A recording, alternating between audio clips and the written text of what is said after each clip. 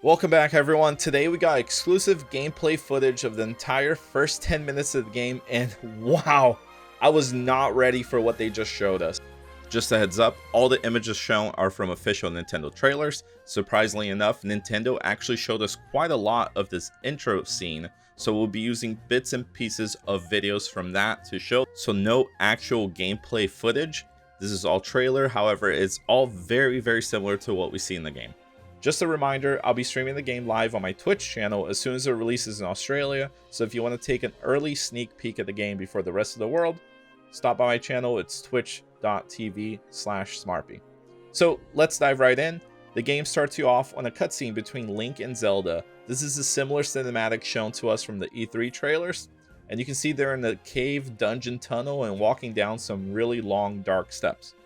Zelda mentions the strange gloom getting thicker and how the tunnel is deeper than she thought. She even asks Link what could be down here, and then this is finally revealed to us that we are in fact actually below Hyrule Castle. We are not sure why this undercroft is there below the castle and why Zelda, of all people, didn't know anything about it. It is kind of strange, but it is what it is. I guess this is part of the mystery of the plot of the game. Zelda then says that people have been getting sick from the gloom that's coming from the cave, but mentions that the gloom in the cave is almost like a mist and doesn't cause them any harm compared to the people outside. She is scared but determined to solve the mystery, and tells Link that even though she's afraid of what lies ahead, she's confident she will be okay with Link by her side. So definitely some foreshadowing there. We can tell this is right after the events of Breath of the Wild. They're both wearing their Breath of the Wild attire, and it's really cool to see these two reunited and exploring together. It's a really awesome scene. Another thing important to note here, Link is fully maxed out, like beyond Breath of the Wild max hearts and max stamina. Maybe perhaps spending time with Zelda and a fully charged and powerful Master Sword has replenished all his strength beyond of what we were capable of in Breath of the Wild. Another cool thing that Nintendo is doing with this is that this is a full-on cutscene. It's fully voiced and animated. It's absolutely beautiful. And similar to other AAA story-driven titles we've seen before, you can control Link between some parts of the cinematic, and it blends in really well, and it sets the theme of this game. Link and Zelda continue exploring the long cave, and all of a sudden, the Master Sword starts glowing bright blue, like it's sensing something. Zelda then tells Link she should have known something was up, and says that ever since the end of Calamity, the castle has been neglected, and she had no idea these tunnels were here. Finally, they come across these tall statues, and Zelda analyzes them, saying they must be from an ancient civilization, and suggests that they might actually be Zonai. She examines more carvings on the wall and pulls out her Puripad and begins taking photos of all the Zonai statues, and confirms that they are in fact actually Zonai, since she's familiar with their design, having studied them before. Zelda mentions they lived a long time ago in the time of the earliest legend, and that they possessed this godlike power and they had a very successful civilization in the sky. She then says that the history books gives people an idea of who the Zonai were, but their entire history is still kind of a mystery to most people.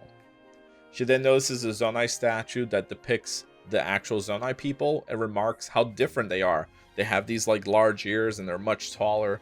She then questions how did the Sky people end up below Hyrule Castle? And that's a good dang question. That's what we all want to know as well.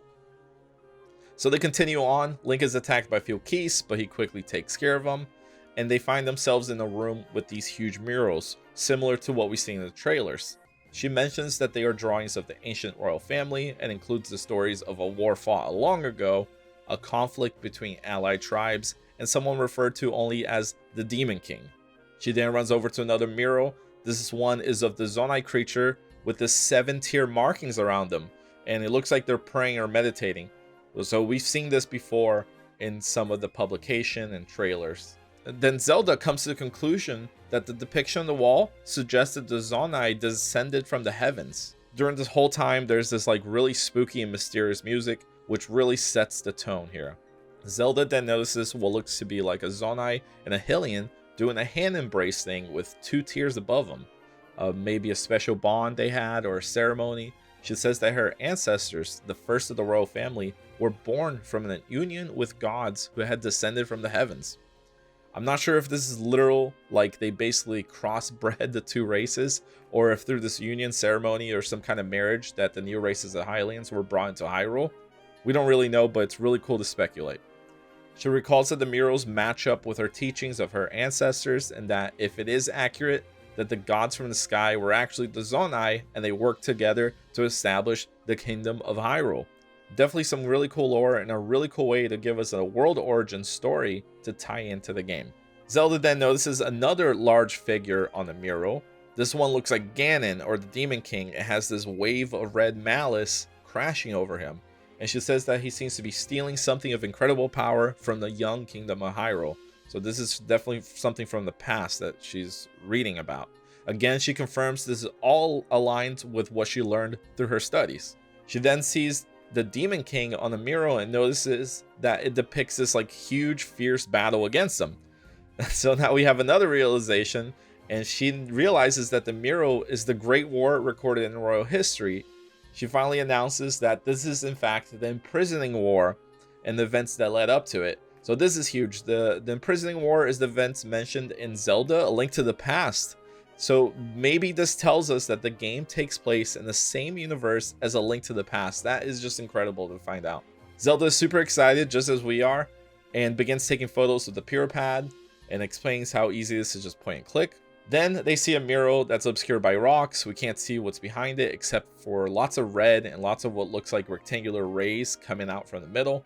And they go deeper into the cave.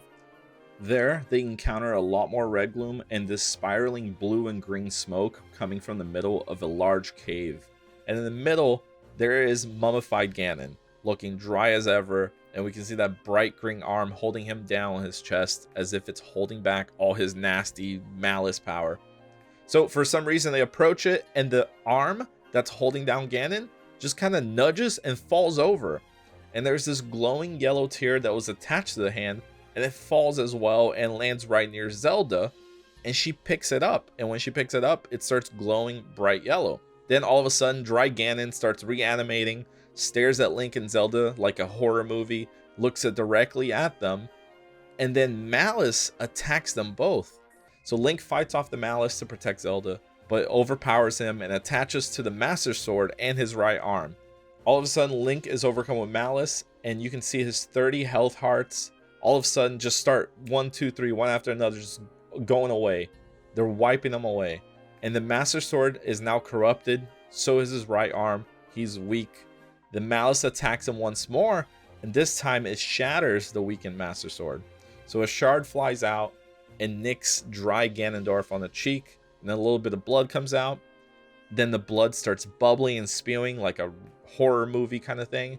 And he looks at them and asks if that's the sword that seals the darkness, and taunts them, saying the blade is weak and is shattered easily. He then calls them by their name and says a specific character name, which I'm not going to mention, and Ganon says this character placed their faith in you and that's all you could do, kind of like mocking them. So Zelda and Link are shocked that this mummy Ganon know who they are by name.